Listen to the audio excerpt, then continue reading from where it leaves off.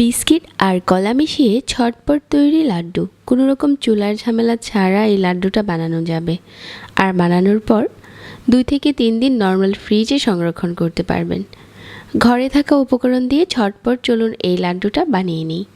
আজকের লাড্ডু বানানোর জন্য আমি এখানে 4 পিস নিয়েছি কলা, তবে কেউ চাইলে 2 পিস কলা দিয়েও অনেকগুলো লাড্ডু বানাতে পারবেন।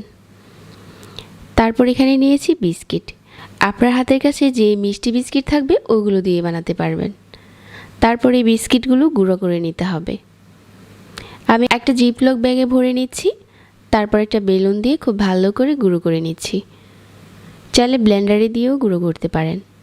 বিস্কুট যেহেতু খুব মচমচে থাকে, তাই বেলুন দিয়ে এভাবে করে কিছুটা বাড়ি দিয়ে নিলেই গুঁড়ো হয়ে যাবে।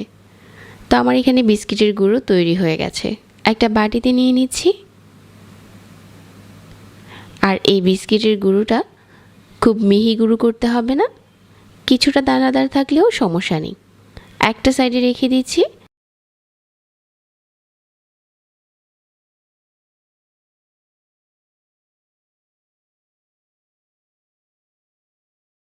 আর এখন কলা খুব ভালো করে ম্যাশ করে নিচ্ছি। কাঁটা চামচ দিয়ে করলে বেশি সুবিধা হয়।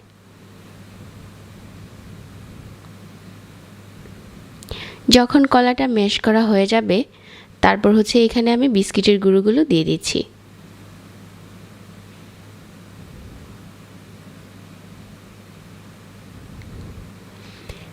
একটু টেস্ট বাড়ানোর জন্য দিয়ে দিচ্ছি 2 টেবিল চামচ পাউডার মিল্ক, আর 2 টেবিল চামচ দিয়ে দিচ্ছি ড্রাই কোকোনাট। অনেকেই প্রশ্ন করেন এই ড্রাই কোকোনাটটা কোথায় পাওয়া যায়। আপনারা যে কোনো সুপার শপেই ড্রাই কোকোনাটটা কিনতে পাবেন। তারপর খুব ভালো করে মিশিয়ে নিচ্ছি।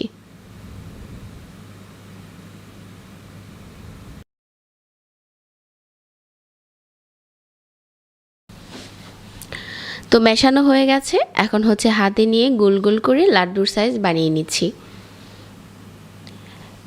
আমি এখানে 4টা কলা দিয়ে তৈরি করেছি, তবে 2টা কলা দিয়ে তৈরি করলে অনেকগুলো লাড্ডু তৈরি হয়ে যাবে। এই লাড্ডুগুলো এখন ড্রাই কোকোনাটে গুঁড়িয়ে নিচ্ছি। আর সবগুলো লাড্ডু একইভাবে বানিয়ে ড্রাই কোকোনাটে গুঁড়িয়ে নিচ্ছি।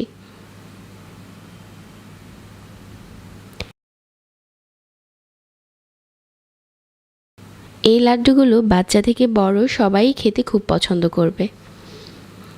আশা করছি আজকের রেসিপিও আপনাদের কাছে ভালো লেগেছে। এরকম আরও সহজ রেসিপি পেতে চাইলে চ্যানেল সাবস্ক্রাইব করে রাখবেন।